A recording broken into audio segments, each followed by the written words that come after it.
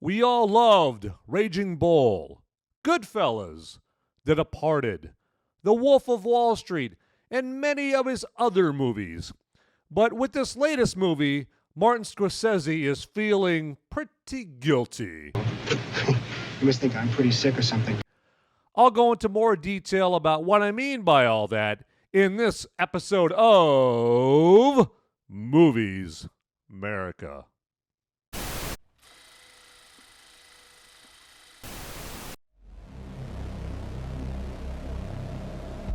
In a world where the number of movies available is great, but many are so bad, you'll learn a new definition of hate.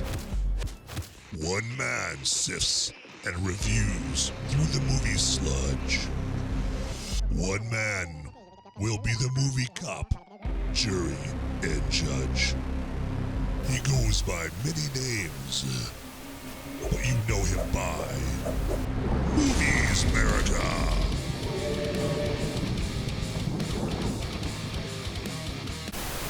Hey there, my movie maniacs, my fellow freedom-fueled film fanatics. Welcome to this episode of Movies Merica. I, as always, am your humble host, Van Ebert, and I want to invite you to come on in, welcome to mi casa, as we go over Killers of the Flower Moon in this here episode of Movies Merica. Yeah, don't know why I went with the southern twang right there. Perhaps we'll never know. All right. And as always, I am going to go over just a brief synopsis of the movie so you know what we're talking Let's go, I'm bored, let's go. about in this episode of Movies Merica, all right?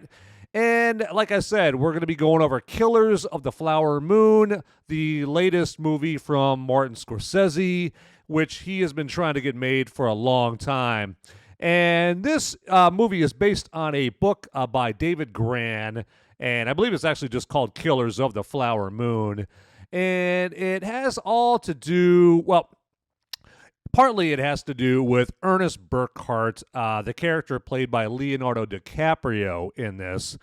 And then his uncle, who is played by Robert De Niro, his name is Bill King Hale, or William King Hale, and he's known as the King of the Osage Hills in this.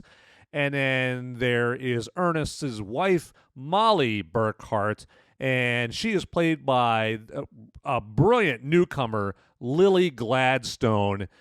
And so we have Ernest. He comes home from World War I. He's a cook in World War. He was a cook in World War I. We learn early on that he got some kind of injury where his stomach actually burst. And so basically because of that, he can't do any heavy lifting. And so he's got to do tasks that require very little physical effort. And so after reuniting with his uncle, played by Robert De Niro, at the beginning of the movie, his uncle says, "Hey, what are we going to do with you? I'll have you work for me, that kind of thing. You're my nephew." And then one of the jobs that Ernest does is he's a cab driver in this Oklahoma town that this is set in. And so this town that this movie is set in, I should tell you the town and the setting. It's a Indian town, or a Native American town in Oklahoma that only developed as big as it did because the Osage Nation of Native Americans, they just got lucky and they happened to find oil, or black gold, Texas tea, as Jethro would call it. And so because they discovered oil and they had the mineral rights to the land, suddenly Osage Nation turns into Richie Rich Nation, okay? I mean, they're swimming in jewels and clothes and cars. They even have white servants, okay? Living the dream, right? Having the white man had to cater to you and be your servant. Yeah, take that, whitey. So those are the Osage Nation Indians, and they are living high on the hog. Well, of course, since there's oil and the resulting money, of course, that is going to attract a lot of greedy people. And so you get a lot of people showing up that, non-Native Americans showing up, or white people. And you get, white people like Robert De Niro and Leonardo DiCaprio trying to get their hands on this oil money. Whee! What a predicament!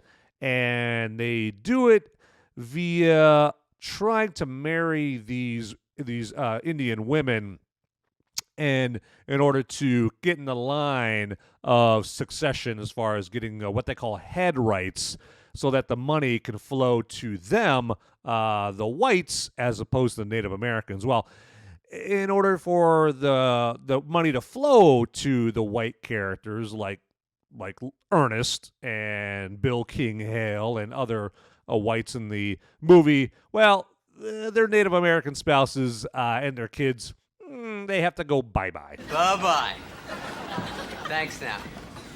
Bye-bye. Bye-bye. Okay. And that's kind of the devious, sinister, murderous jumping off point for Killers of the Flower Moon. Now you see why it has the word killers in the title.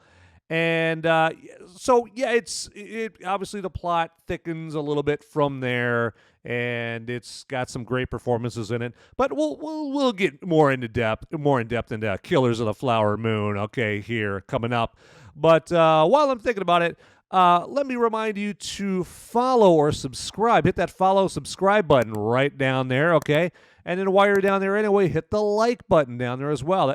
Both of those take like 1 second to do. And then if you haven't already, hit the notification bell so that you get the latest episodes, or a notification of the latest episodes of the Movies Merica shows, all right?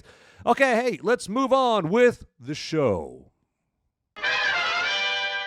Killers of the Flower Moon is entertaining, but not 3.5 hours entertaining.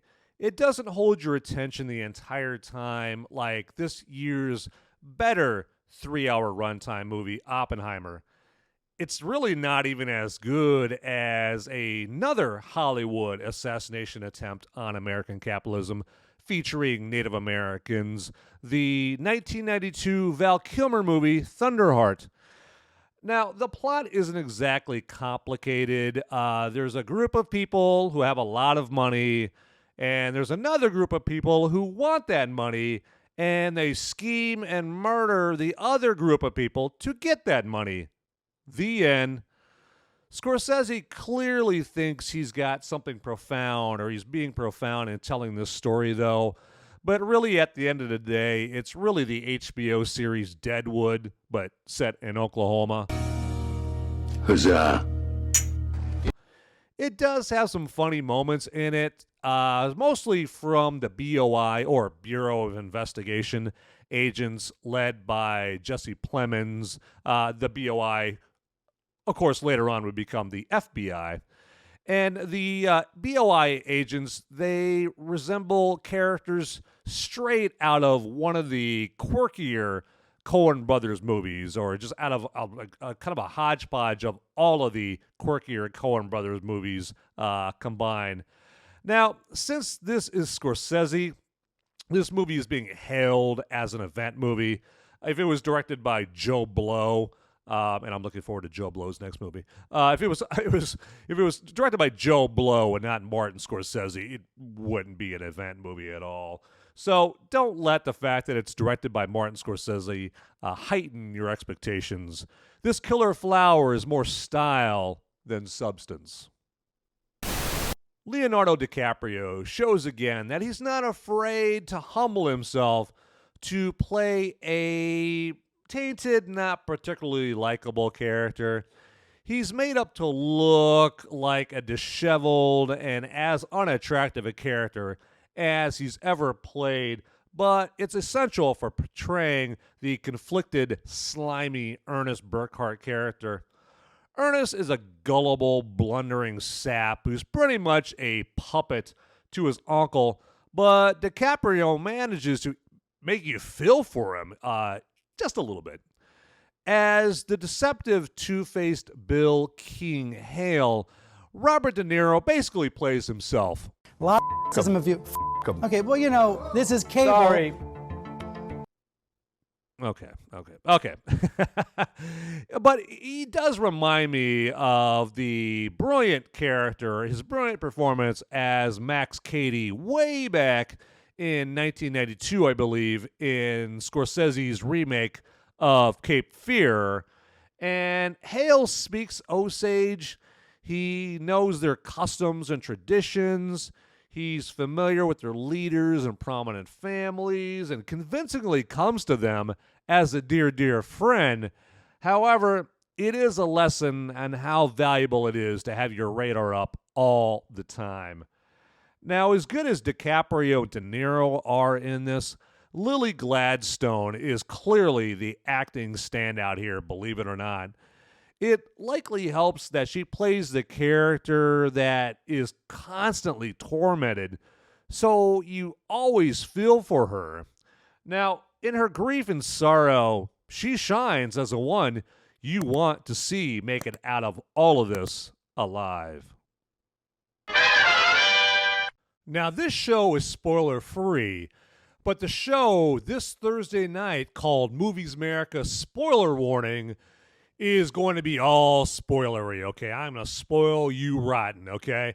And this show that comes on Thursdays comes on at 7 p.m. Eastern, so that's 6 Central, 5 Mountain, and then 4 Pacific, okay? And that is just a show where you get a chance to discuss this movie in depth, spoilers and all, and you can live chat with me, comments, questions, whatever, okay? And the live chat doesn't even have to be about this movie. It can be whatever you want. So, but the live chat will be, about this movie primarily, okay? So, and because this show is meant for those folks like me who, after most movies they watch, sometimes they want to have a more detailed discussion, and you're hard-pressed looking around for somebody to have that detailed discussion about this movie with. Who's coming with me? Who's coming with me? Okay, so meet me, Van Ebert. I'm your guy for that detailed discussion on the show, Movies Merica Spoiler Warning. Again, this Thursday night at 7 p.m. Eastern, and that's 4 p.m. Pacific, 5 Central, or 6 Central, 6 Central, 5 Mountain Time, okay? And how do you join this show? Well, all you got to do is on Thursday, you can go to my @MoviesMerica page on Twitter or X, and you can click on the link for the Movies Merica Spoiler Warning show right there, or you can go to YouTube or Rumble. That's where the show's at, and you can look up Movies Merica. Now, if you look up Movies Merica on Rumble, it'll work just fine. It'll bring you right to my page on Thursday, and you just got to click on the link for Movies Merica Spoiler Warning. Easy peasy, okay? Now, YouTube's kind of stupid. YouTube's kind of dumb, okay? And so when you type in Movies Merica, it's gonna think you're trying to search for Movies America. Nope, wrong-o, okay? So what you have to do is right underneath where you typed in Movies Merica, you have to click on this little blurb that says search instead for Movies Merica. Click on that, and then that'll take you to the Movies Merica page, okay? Also, you might have to type in Till Death Podcast Network. That's another way to search in YouTube for the Movies Merica Spoiler Warning show. All right. Hey, enough about that. I hope to see you this Thursday night. Let's get on with the show. Money in and of itself isn't bad. Love of it, above all other things, is, though. It's fascinating to see how that love of money doesn't just exclusively corrupt just one particular group of people or race. To be more specific, as we see in Killers of the Flower Moon, towards the beginning of the movie, it tells the real-life tale of how the Osage Nation discovered oil on their land and accomplished or accrued vast wealth as a result. Although the U.S. government had a racist policy of not allowing the Osage Nation to control their own money and assigned each Osage family a guardian of their money, the Osage still did live the high life. Now, like all races in this situation, some of them were tainted by an excessive love of the almighty dollar. And one way that they tainted their lifestyle is they outright abandoned their Osage traditions, which I personally found to be sad, as did the Osage tribal leaders as portrayed in Killers. In a way, all that black gold led to black hearts. Okay, everybody. Hey, if you would, just go ahead and subscribe and follow this channel, and then hit the like button down below, and then the notification bell as well, so you get notifications of brand new episodes of Movies Merica. And those buttons are just right down there. It takes you like 2 seconds to click them. If you would, I appreciate it. And then get in that comment section down below as well. And yeah, comment to me. That'd be fantastic. I want to hear from you. And then also get to tdpn.locals.com. That's our website with all our great Till Death Podcast Network content. And right now, if you go there and put in promo code TDPN, as in Till Death Podcast Network, you get a free month of access to all the great stuff that's on tdpn.locals.com. All right, with that, let's move on with the show. And now, some random thoughts. What can I say about Brendan Fraser's performance? He went for it, that's for sure. His overacting will remind you of Brick yelling, "Loud noises!" in Anchorman. Plus, his appearance in this is just so sudden. For 2.5 hours, no Brendan Fraser. And then suddenly, Brendan Fraser and John Lithgow. Now, they're both featured in a weirdly and abruptly edited courtroom scene.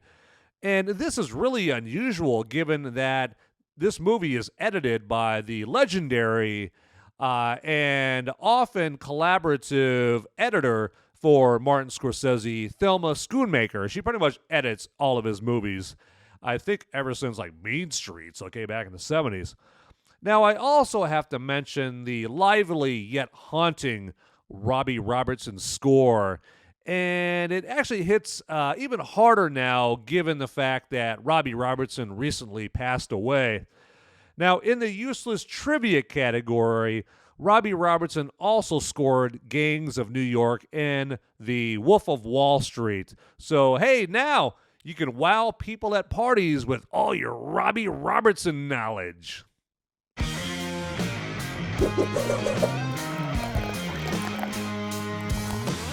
That's right, my killers, my flower moons, whatever that means.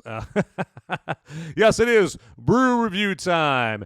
And the brew for this episode, let me introduce you real quick without further ado, is the Community Beer Company Texas Lager. Yes, this is straight out of Dallas, Texas.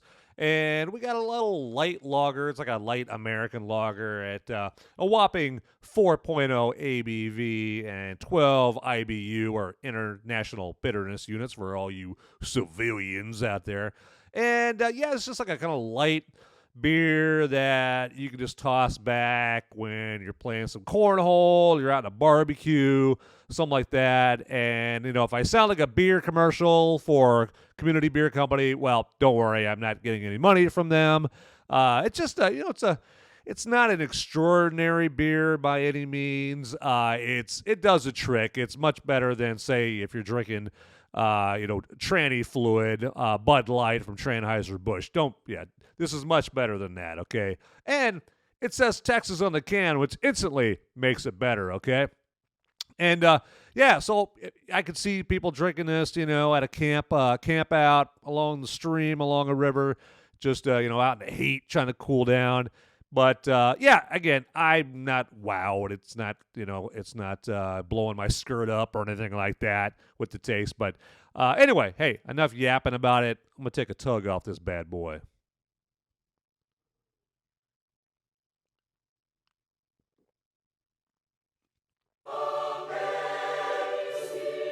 God bless Texas. All right, that has been Brew Review Time.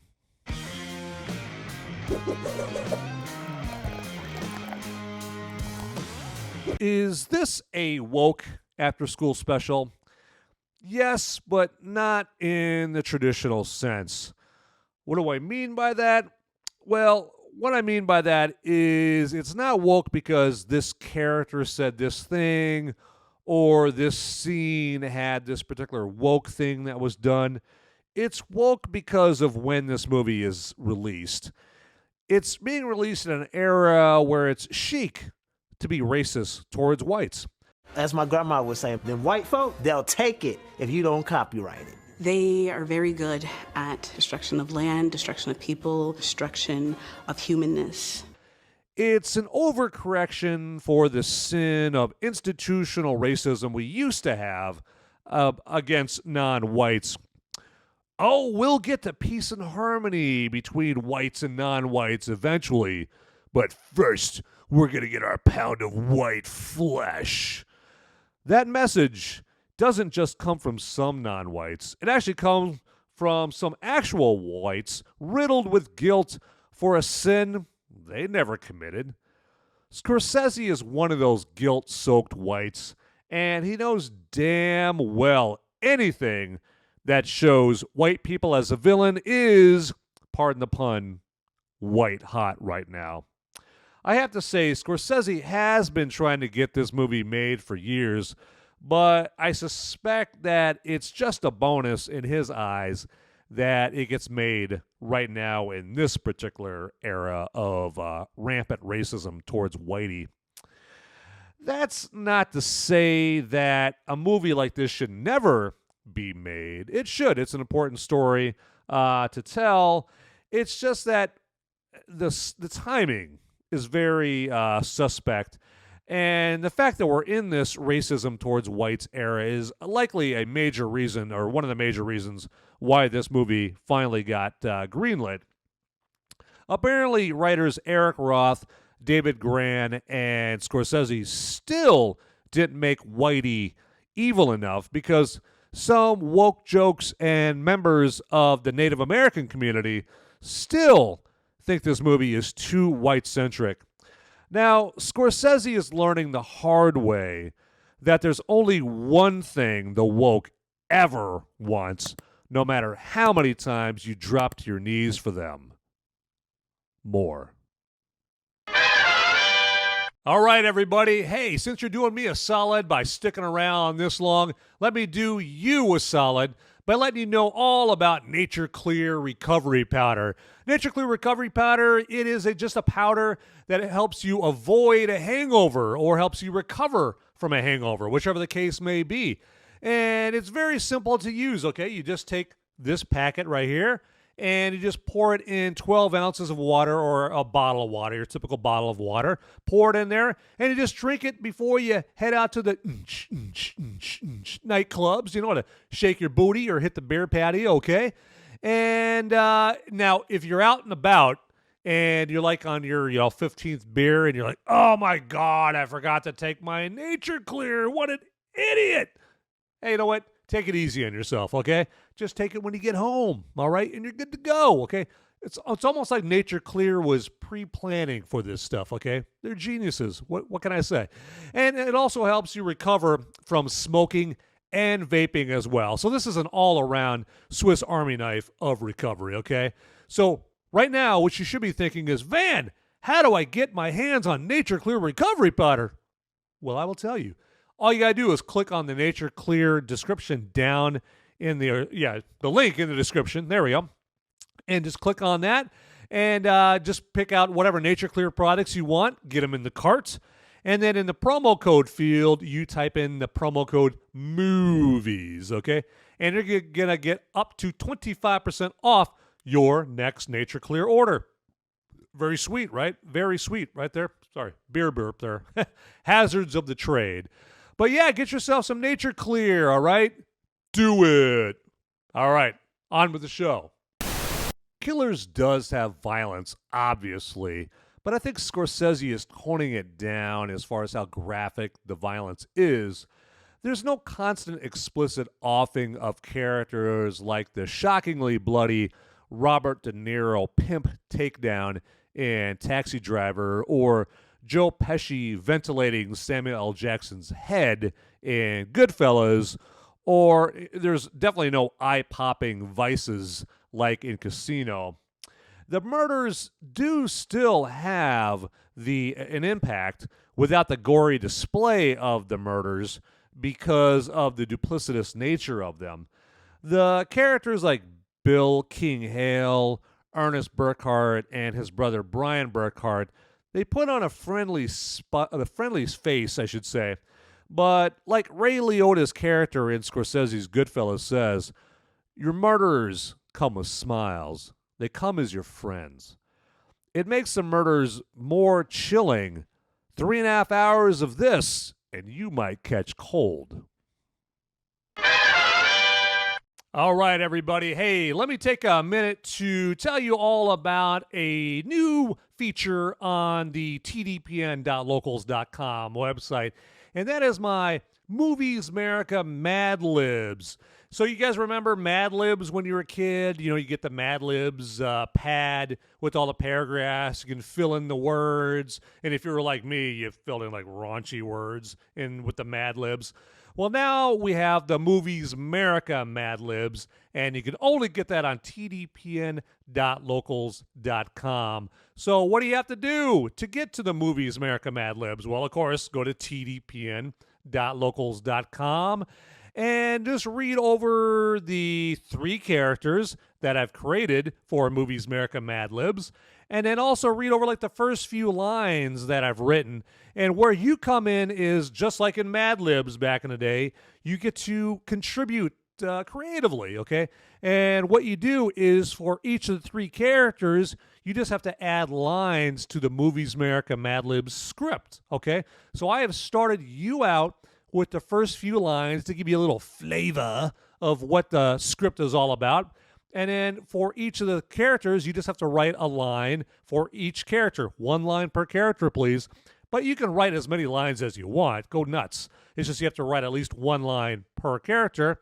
And then me and Ian and Sean, the other 2 here as part of the unholy trinity in the Till Death Podcast Network, we'll look over the submissions, okay? And then we will read whatever you write live, okay, on this show. We're going to do a live table read where we read what you write, okay? And you can tune in and you can laugh your butt off.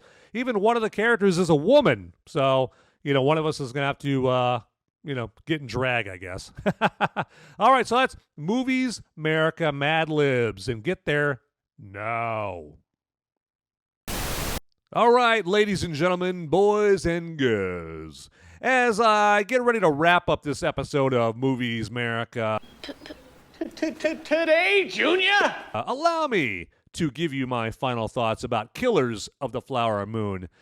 Now, this movie didn't give me that, oh my God, now that's a movie feeling like I got after watching Goodfellas or The Departed or some of Martin Scorsese's other movies. It was just too predictable.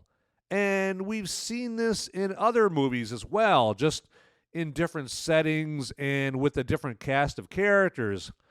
Now, of course, if your choice is between Killers and a lame Taylor Swift concert movie,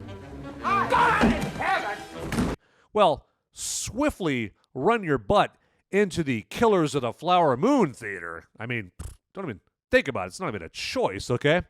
All right, everybody. Well, hey, thanks a lot for checking out this Killers of the Flower Moon episode of Movies Merica. And as I always say, get out there, people. Those movies aren't going to watch themselves. See ya. Hey guys, don't leave the video quite yet. Okay, I've got the popo. They're coming after me, and I don't have much time to tell you, but you need to like and subscribe this video right here, down below. It's right down there. It's just waiting. It's waiting for you down there, okay? And make sure you watch these videos over here too. You'll be doing me a big favor. I'll be in handcuffs pretty soon. All right. Thanks for watching.